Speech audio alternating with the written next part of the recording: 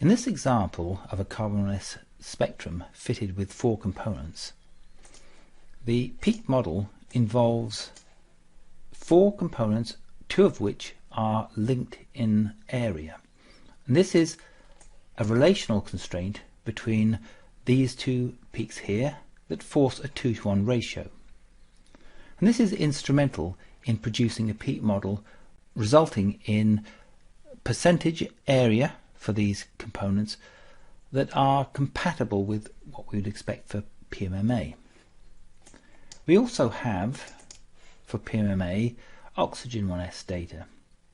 Again, we have 2 components that relate the bond of oxygen with carbon in different ways, that is producing a peak position that is characteristic of polymethyl methacrylate.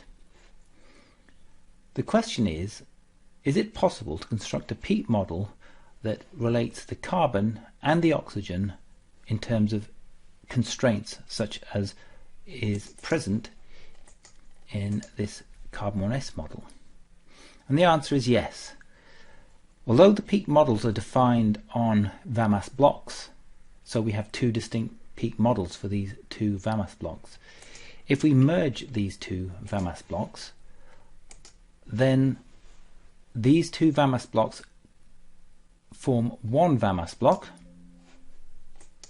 and that VAMAS block now has a peak model that includes all 6 of these component peaks, 2 for the oxygen, 4 for the carbon.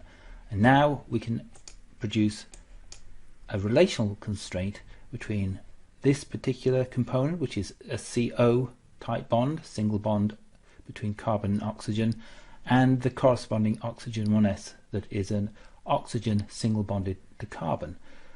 And this allows us to introduce constraints on the basis of the stoichiometry of polymethyl methacrylate.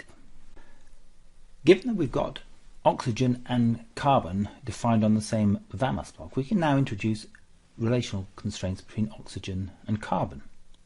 And the type of constraints that we need to introduce are designed to make sure that we have the same amount reported for carbon single bonded to oxygen via the carbon 1s as the oxygen single bonded to carbon in the oxygen 1s. So to do this, we can introduce an area constraint. So E is going to be constrained to B, and what should the ratio be? Well, if we go for the cross-section for oxygen and the cross-section for carbon, that's 1 for carbon, 2.93 for oxygen, and that ought to scale the carbon with respect to the oxygen, so we get a similar amount of carbon and oxygen. And that is the case to some extent. And we must have the same relationship using the same scale factor between the carbon double bonded to oxygen and the oxygen double bonded to carbon. They're both the same material, is producing the same signal in the oxygen as it is in the carbon, so we could put forward an argument these ought to be the same. So when I press return, I produce numbers that are very similar. So let's fit to the data, and we end up with a concentration calculation that is aligning the 2 pieces of information that we know ought to be the same. Well, they're not exactly the same, and the reason they're not exactly the same is because the cross sections are not perfect, the transmission function is not perfect, and the escape depth correction is not perfect.